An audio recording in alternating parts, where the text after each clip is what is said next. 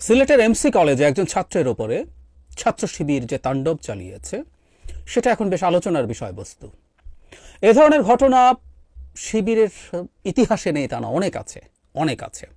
গত বেশ কয়েক বছরে তারা খুবই চাপের মধ্যে ছিল, তাদের বিভিন্ন জায়গায় দখলদারিত্বের স্কোপ ছিল না বলে তারা এই কাজগুলো হয়তো করে উঠতে পারেনি। কিন্তু ছাত্র শিবির, আমি রিপিট করছি, খুব বেশি আলাদা অন্যান্য ছাত্র সংগঠনের মতো তুলনায় নয়। ছাত্রদল বা ছাত্রলীগ যেরকম দখলদারিত্বের চেষ্টা করেছে, প্রতিপক্ষের ওপরে বিভিন্ন সময় বিভিন্ন রকম হামলা করেছে, ছাত্র শিবির একেবারেই আলাদা কিছু নয়। তাদের দখলদারিত্ব বজায় রাখার জন্য 90s-এ এবং 2000-এর পরও আর্লি 2000s-এও বহু জায়গায় একই রকমের ঘটনা তারা ঘটিয়েছে। সুতরাং নামের সাথে ইসলামী থাকা ডাজন্ট নেসেসারিলি মিন তারা খুব ইসলাম মেনে চলে। যাই হোক, এমসি কলেজে যা হয়েছে এখন কেউ প্রতিবাদ করতেই পারে এবং অনিবার্যভাবে আমার কমেন্ট বক্সে গালিগালাজ শুরু হয়ে যাবে। এটা নিয়ে আমি একদিন আলাদাভাবে কথা বলবো। আমার গালি দেওয়ার সমস্যা নেই, কিন্তু শিবির গালি দিচ্ছে, শিবিরের বিরুদ্ধে, জামায়াতের বিরুদ্ধে কিছু বললেই গালি দেওয়া হচ্ছে, সেটা নিয়ে কিছু বক্তব্য আছে, সেটা নিয়ে আসবো। এমসি কলেজে কি হয়েছে? এমসি কলেজের ব্যাপারটা এইরকম, আমি একটু পড়ি, খুব বিস্তারিতভাবে এসছে অনেক জায়গায়, একটু পড়ে রাখা দরকার আছে। কুয়েটের সংঘর্ষের ঘটনায় প্রকাশিত একটু নিউজে কমেন্ট করেছিলেন সিলেট এমসি কলেজ ইংরেজি বিভাগের 3য় বর্ষের শিক্ষার্থী মিজানুর রহমান রিয়াদ। সেই ঘটনায় তার উপরে হামলা হয়েছে। শিবিরের হামলা গুরুতর আহত রিয়াদ ছিলেন জুলাই বিপ্লবের সক্রিয় কর্মী। আমি দৈনিক ইনকিলাব থেকে পড়ছি। এছাড়া আঞ্জুমানে তালমিজে ইসলামীর একজন দায়িত্বশীল তিনি। তাকে গুরুতর আহত অবস্থায় সিলেট ওসমানী মেডিকেল কলেজ হসপিটালে পাঠানো হয়েছে। মাথা, পিঠ ও ডান পায়ে কয়েক জায়গায় জখম হয়েছে।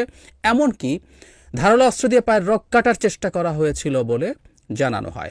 এক পর্যায়ে তাকে টেনে হিস্ট্রে রুমের বাইরে রেখে চলে যায় হামলাকারী শিবির নেতাকর্মীরা। তারপরে তাদের এবং তার রুমমেট জুনেদের মোবাইল ফোন ও মানি ব্যাগ কেড়ে নিয়ে চলে যায়। ব্যাপারটা এইরকম। মিজানুর রহমান রিয়াদ বলছেন তিনি প্রথম ব্লকের 101 হলের 101 নম্বর কক্ষের বৈধ আবাসিক শিক্ষার্থী। তার রুমমেট জুনেদ বাংলা বিভাগের মাস্টার্সের শিক্ষার্থী। উনি বলেন ঘুমানোর প্রস্তুতি নিচ্ছিলেন, এই সময় দরজায় আঘাত হয়। এই সময় এমসি কলেজ ছাত্র শিবিরের সেক্রেটারি জওহর লুকমান মুন্নার নেতৃত্বে 10-12 জন শিবির কর্মী রুমে ঢুকে লাথি দিয়ে বিছানা থেকে নিচে ফেলে দেয় রিয়াদকে। তাকে জিজ্ঞেস করেন, কুয়েটের ঘটনায় তুই শিবিরকে নিয়ে কী লিখেছিস? কোনো উত্তরে তোয়াক্কা না করে তাকে চট থাপ্পড় লাথি ঘুষি মারতে থাকেন। এক পর্যায়ে পাশের রুম থেকে রড নিয়ে রুমে প্রবেশ করেন নাজমুল ও সালমান, সবার নাম যিনি ভুক্তভোগী, যিনি আহত, তিনি বলেছেন। রিয়াদের রুমমেট জুনেদ এগিয়ে এলে তাকেও মারধর করা হয়, রড দিয়ে পেটানো হতে থাকে। এক পর্যায়ে শিবির কর্মী, এই জায়গাটা ইন্টারেস্টিং, আদনান বলেন, তুই পরে যে অপবাদ দিবি আগেই সেটি করে নে। এই বলে ধারালো অস্ত্র দিয়ে পায়ের রক কাটার চেষ্টা করে। এ সময় বাইরে থাকা জুনেদের আত্মচিৎকারে ছাত্রাবাসের শিক্ষার্থী ও কর্মচারীরা জড়ো হন। শিবিরের নেতাকর্মীরা রক্তাবস্থায় তাকে বাইরে টেনে ফেলে রেখে চলে যায়।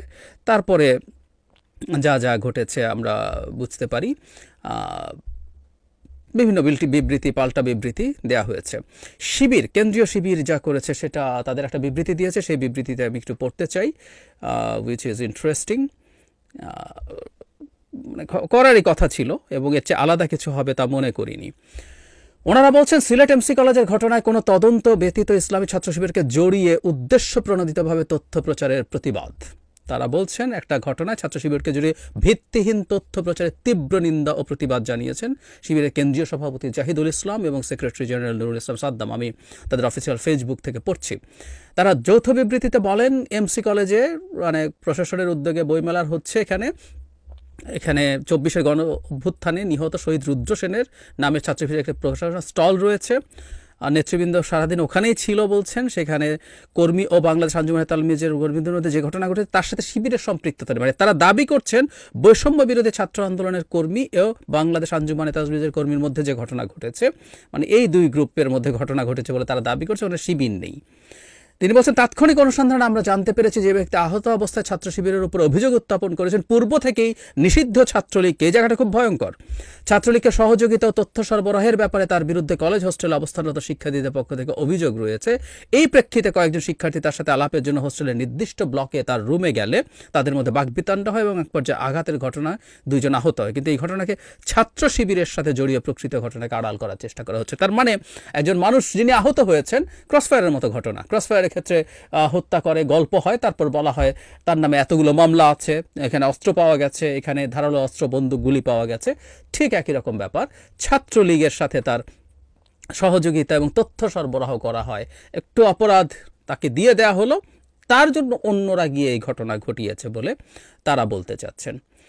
এরপর যেটা হয় আর কি, তারা অনেক ভালো ইত্যাদি ইত্যাদি, মানে তাদের বিরুদ্ধে প্রোপাগান্ডা করা হচ্ছে, মিথ্যা অপবাদ দেয়া হচ্ছে, অপতৎপরতা চালানো হচ্ছে, এসব খুবই প্রেডিক্টেবল ধরনের ব্যাপার, খুবই প্রেডিক্টেবল ধরনের ব্যাপার। আমরা খেয়াল করব এটা যে এই দফায় হয়নি তা না। আমি 26 সেপ্টেম্বর 2024 চট্টগ্রাম কলেজে শিবিরের হামলা ছাত্রদলের 10 নেতাকর্মী আহত, এখানে আমি একটু পড়ি। চট্টগ্রাম কলেজে শিবিরের হামলা ছাত্রদলের অন্তত 10 নেতাকর্মী আহত হয়েছেন। বৃহস্পতিবার দুপুরে ও বিকালে কলেজ ক্যাম্পাসের ভেতরে ও বাইরে 2 দফায় হামলার সময় কয়েকজন ছুরিকাহত হয়েছেন। এক ছাত্রদল কর্মীকে মারধর করেছিল শিবির, তার প্রতিবাদ করতে ছাত্রদলের লোকজন গিয়ে প্রিন্সিপালের কাছে গেছেন। এই খবর পেয়ে শিবির যে কেন প্রিন্সিপালের কাছে যাবে সেটার জন্য তারা পরে বেরোনোর পর তাদেরকে ধরে হামলা করে। যথারীতি এই হামলার ব্যাপারেও তারা তাদের কোনো দায় আছে বলে স্বীকার করেনি।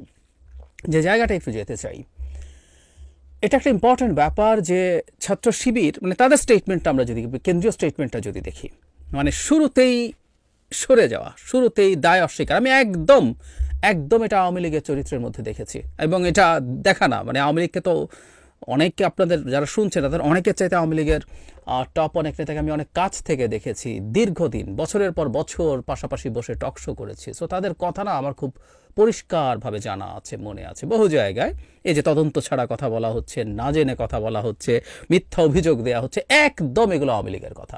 তার মানেটা ব্যাপারটা এরকম দাঁড়ালো, পুলিশি তদন্ত ছাড়া, আচ্ছা তদন্ত হইলো, তারপরে দেখেন আমি শিবিরকে যুক্তি শিখিয়ে দিতে পারি, ধরে নিলাম তদন্ত হলো, চার্জশিট হলো, তারপর শিবির কি বলতে পারে, ওর কি বিচার হয়েছে? বিচার শেষ হওয়ার আগে কি কাউকে দোষী বলা যায়?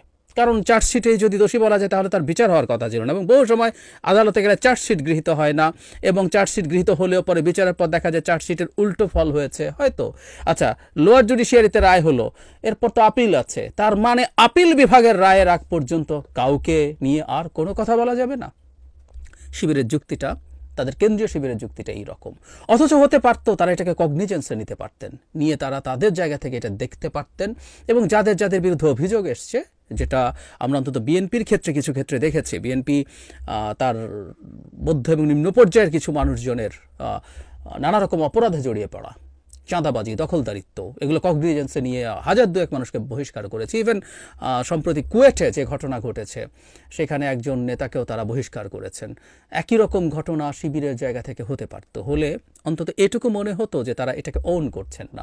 কিন্তু এখন মনে হলো যে এই অন্যায় অপরাধকে তারা ওন করছেন। নট অনলি দ্যাট, একজন ভিকটিমকে তারা স্টিগমাটাইজ করার চেষ্টা করছেন, তার সাথে ছাত্র লীগের যোগাযোগ আছে এবং তিনি ছাত্রলীগকে তথ্য সরবরাহ করেন। কেন্দ্রীয় শিবিরের সাধারণ সম্পাদক এবং সভাপতি এই কথাটা বলছেন।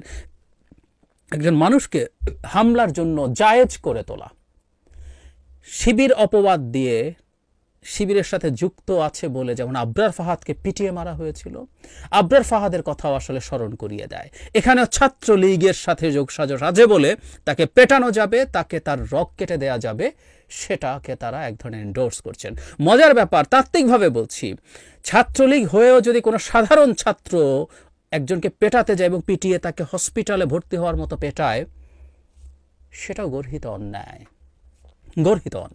সেটাকেও তার ছাত্রলীগের সাথে যোগসাজশ বা তথ্য পাচারে নিয়ে মেলানো হাস্যকর ব্যাপার। এটা হতে পারে না। শিবিরকে মনে রাখতে হবে, আর সব প্রতিষ্ঠান যেই হোক তাদের নামের সাথে ইসলাম আছে, জামায়াতে ইসলাম এবং ইসলামী ছাত্র শিবির। ইসলাম সাথে নিয়ে ব্র্যান্ড ব্যবহার করে, রাজনীতি করে, জনগণকে ইসলাম ব্যবহার করে নিয়ে এসে সামনে রেখে রাজনীতি কতগুলো ডিফারেন্স তৈরি করতে হয়, কতগুলো ঝুঁকিও আছে। এই হচ্ছে ঝুঁকিগুলো। আর কে কি করেছে is not at all a matter. মিথ্যাচার শিবিরের দিক থেকে নেওয়া সঠিক না। ও ছাত্রদল করলো না ছাত্রলীগ করলো, ওর চাইতে ওই যুক্তি দিয়ে শিবির আসলে দাঁড়াতে পারবে না। ছাত্রদল না ছাত্রলীগ ক্যাম্পাসে কি করলো, ওর বিরুদ্ধে কি করলো, ওটা শিবির করতে পারে না। প্রত্যেকটা দলের, প্রত্যেকটা রাজনীতির একটা ইউএসপি থাকে, ইউনিক সেলিং প্রপোজিশন থাকে। ওরা সততা বিক্রি করেন মানুষের কাছে, ওরা সততা ফেরি করেন, ইসলাম ফেরি করেন। তারা ইসলামী জীবন আদর্শে জীবন গঠন করেছেন এবং সেটা মানুষের মধ্যে নিয়ে যেতে চাইছেন বলছেন। তারা এসব করলে কিন্তু চলবে না। অথচ তারা দেখছি বরং আমাদের সনাতন দলগুলোর তুলনায় বরং ভিন্নভাবেই আরও বেশি প্রতারণামূলকভাবে তাদের রাজনীতি চালাতে চেয়েছেন। এই ঘটনার পর বৈষম্য বিরোধী ছাত্র আন্দোলন কঠোর প্রতিবাদ করেছেন, বিচার চেয়েছেন, এবং আমি ফেসবুকে দেখেছি, উইচ ইজ ভেরি রাইট, আমি যাদেরকে শিবির প্রতি সিম্প্যাথাইজারও মনে করি, ফেসবুকে কিছু অ্যাক্টিভিস্ট আছেন যাদেরকে আমি দেখি, আমি আমার সামনে আসলে আমি তাদের পোস্ট পড়ার চেষ্টা করি, আমি দেখলাম যে তারাও শিবিরকে এই ব্যাপারে শিবিরের এই ঘটনার নিন্দা করেছেন এবং সেটার বিচার চেয়েছেন, এটার দ্রুত বিচার হওয়ার কথা বলেছেন। অথচ শিবির এটা অস্বীকার করছেন। ডিনায়াল হচ্ছে আওয়ামী লীগ এবং শেখ হাসিনার রোগ। এটা যেই করবে সে আসলে শেখ হাসিনা হয়ে যাবে, এটা বিএনপি করলেও শেখ হাসিনা হয়ে যাবে। আমরা ভবিষ্যতে বাংলাদেশে আর কেউ শেখ হাসিনা হয়ে উঠুক, শেখ হাসিনার রাজনীতি করুক, সেটা কোনোভাবেই চাই না, কোনোভাবেই চাই না।